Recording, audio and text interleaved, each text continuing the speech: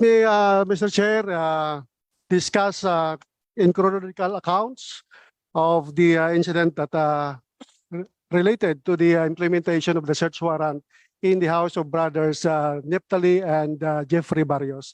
Nag-umpisa po ito nung may nangyaring strafing incident sa katabing bayan po ng mga syudad ng Pasig City, doon sa bayan po ng San Enrique, Iloilo po. Yung August 30, no, ng alas 6:30 po ng umaga, si Mr. Godofredo Alarba Sr. was killed in Barangay Braulan, San Enrique, while grazing po ng kanyang kalabaw. And based on the information of the San Enrique, one of the alleged suspects there in the killing of Mr. Godofredo Alarba Sr. was Jeffrey Barrios, but no witness had came out, no, para po maipile yung kaso. Noong July 30, 2023, the house of Godofredo Alarba Jr. was trapped by using a 5.56 caliber rifle and subsequently the throwing of 2 hand grenades of fragmentation hand grenade, which might cause the death of all the occupants there. Yung mga biktima po na naipile ng San Enrique po, Mr. Chair. But luckily po, no, it did not explode yung hand grenade. Noong 12 midnight ng gabi, yung operating troops na binoko.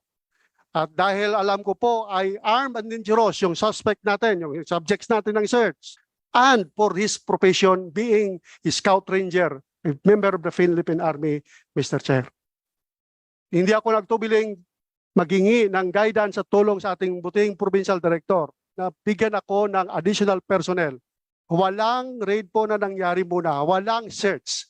So nagsecure lang muna kami ng tao para walang makrossfire, walang masugatan sa amin o sa kabilaman o walang mga ano pang mangyari.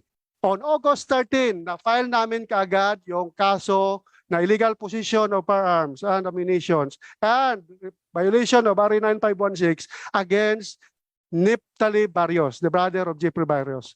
Kaya bibigyan po natin ng pagkakataon ang grupo ng mga suspect, no, para i-explain yung binabanggit po ninyong CCTV na I was able to see, and siguro for the members also to see the CCTV for our own perusal para maintindihan po natin kung ano po yung sinasabing allegation po ng party po ng mga Barrios. Mrs. Nelly Barrios, can you kindly introduce yourself? Good afternoon, Your Honor. Ako po si Nelly Solana Barrios, asawa ni Jeffrey Garcia Barrios. Ako po yung nandoon sa bahay nung time na nag-conduct sila ng search warrant. And then pag ano nila doon sa bahay namin na nag-ano sila doon na nandoon yung mga pulis na nagtawag sila na buksan nyo to, pulis to. May search warrant kami. Guwa, labas kayo, labas. Yan ang sabi nila. Sabi ko sa kanila, sandali lang po. Ngayon, hindi po sila nakikinig. Sagbay tadyak pa rin yung pintuan namin hanggang sa nasira, Your Honor. Binuksan ko yung pinto, sabi ko sa kanila, sandali lang. Kasi nga that time, umiihi po ako. Hindi nagsusot din po ako ng bra. Kasi nga, doon din po ako natutulog sa baba. Nung pumunta na po ako sa pintuan kung saan sila nandoon para buksan, sira na po yung pintuan namin dahil nga sa kakatadyak nila. Lumipat po ako doon sa kabilang pintuan, nakita ko na lang po yung kapatid ko na binuksan. And then hinila po nila yung kapatid ko, pinadapa nila. Kasama na rin po nung dalawa kong pamangkin. Nawala naman po silang maipapakitang search warrant, sir. Paulit-ulit ko po hinahanapan sila ng search warrant pero wala po talaga silang maipakita, sir.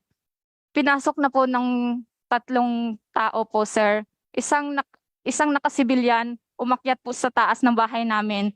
Ang tanong ko po, bakit po sila pumasok sa bahay namin na wala naman po silang naipakitang search warrant sa akin, wala ring kagawad, walang kapitan. Hinahanapan ko po sila, wala po. Pagkatapos paulit-ulit ko po talaga sila hinahanapan ng search warrant, sir. Bakit may pumasok ng pulis sa bahay namin? May pumasok ng kasamahan nyo. Bakit anong ginawa niya doon sa taas na wala na pong tao sa bahay? Pinalabas na po nila kaming lahat. Pero sila pumasok sa loob. Makikita naman po lahat sa CCTV, sir. So, all right. So siguro bigyan natin ng pagkakataon si Jeffrey, Sergeant Jeffrey Barrios. Siguro ikwento mo lang kung ano yung mga nalalaman mo. Yung sinabi ni po ni Hepe na kuan, out of issues naman yung sinabi niya eh. Course report ka pa Hepe. Yung kapatid ko nakulong 2014 pa yun nakulong. Bakit sinabi mo nakulong ngayon? Tapos yung nangyari doon Mr. Chair, may nangyaring shooting incident sa barangay Baraulan San Enrique July 30 to 2 AM ata yun.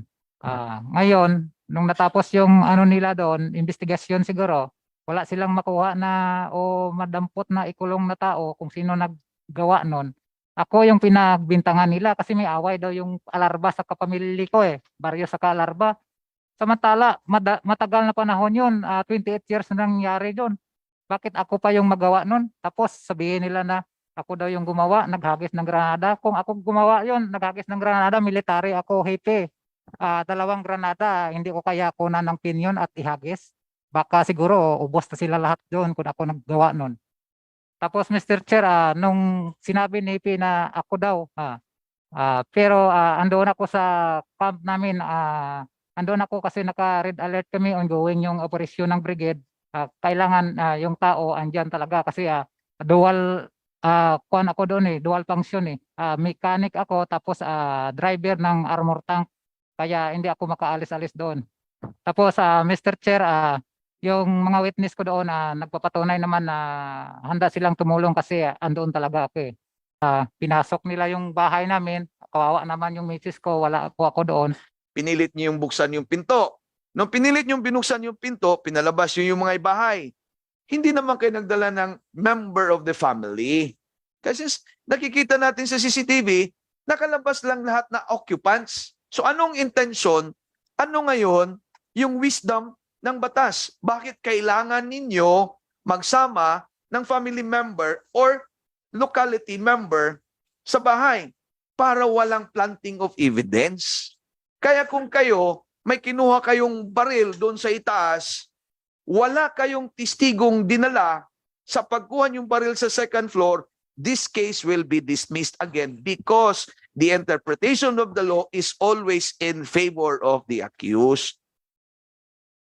So, lahat tayo mag-aral. Thank you.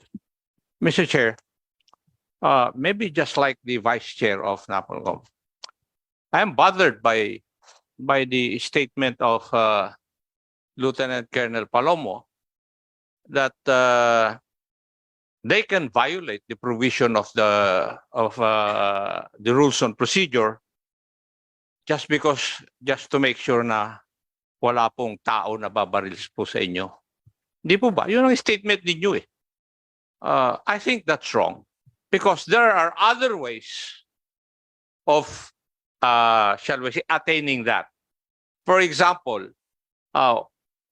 the question is, why would you enter a dwelling without any search warrant yet?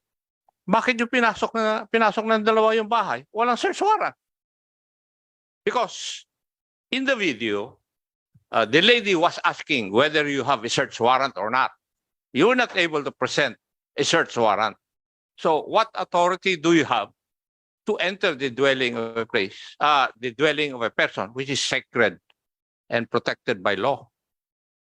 Mali yung iniisip ninyo eh. Mali yung proseso na ginagawa ninyo. I do not know if the Vice Chair or the good prosecutor would agree doon po sa ginawa nyo na pwede palang pumasok yung dalawang pulis doon sa bahay without any search warrant when asked by the occupant. Mukhang may mali po doon eh. Dahil ang isip po ninyo dahil baka mabaril. Tapos kung magdadala kayo ng witness, baka mabaril din yung witness, kargado pa ng konsensya ninyo. But there are other ways of attaining that objective. Normally, nung panahon namin, pag sinesearch namin yung lugar at delikado at wala pa yung search warrant, pinapalibutan namin para wala nang makaalis na tao. At pagdating na nung search warrant, which is the authority provided for by law para gawin ko yung dapat kong gawin, that would be the only time that I can enter the dwelling of an individual. Oh, yung po dapat ang sundin natin. So there's something wrong. That's why I'm bothered doon sa inyong mga statement because it is expressly provided for by law na kailangan pag pumasok ka sa bahay na may bahay, meron ka dapat witness. Hindi niyo po nasunod yun. Pangalawa, pumasok po yung dalawang pulis, according to the video, wala pa yung search warrant. I think the most na ginawa rin po natin kasi nga since wala pa yung search warrant, no? Taking it from Congressman Acop kanina na sabi nga niya dapat ang ginawa inantay na muna, sineclude mo muna yung area and then saka natin inantay yung search warrant. But yun po yung sinasabi namin dito. It must siguro masakit, no? But of course we know where you're coming from. Alam namin kung saan kayo nanggagaling. But we have to follow the rule of procedure that the PNP and us have agreed upon or approved. Di ba? Kaya yun po yung RD yung ating pong sinasabi lang po. No?